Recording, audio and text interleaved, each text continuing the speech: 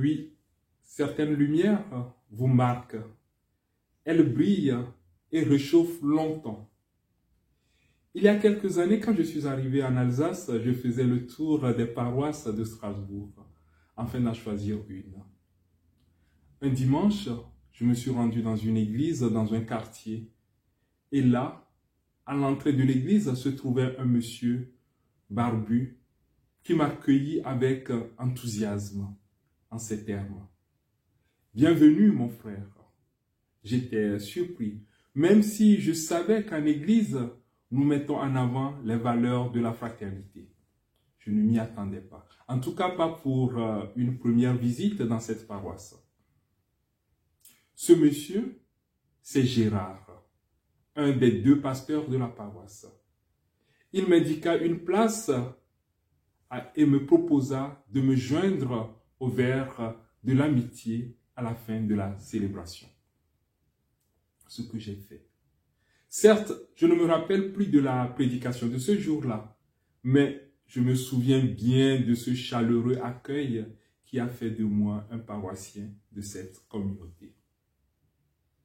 En effet, durant le moment convivial, j'ai eu l'occasion de me présenter et Gérard me dit, « C'est toi que nous attendions. Nous avons besoin de toi pour initier les jeunes que nous accueillons à l'informatique et pour des devoirs de mathématiques. Pour une fois, on me donne une place. Alors que d'habitude, j'ai plutôt l'impression qu'on se pose la question, qu'est-ce qu'il veut en venant dans cette église ou qu'est-ce qu'on peut lui offrir?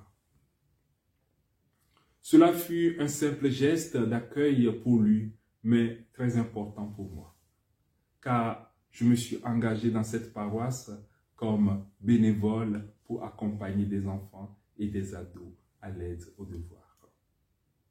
Et plus tard, devenu pasteur, je mets un accent particulier sur l'accueil dans mon ministère. Et comme souvenir, ce cadeau de Noël qu'une famille tunisienne m'a offert. Cette lumière aperçue dans cet accueil m'accompagne encore aujourd'hui. Et je nous invite en ce temps de l'Avent à nous accueillir les uns les autres comme le Christ nous a accueillis pour la gloire de Dieu.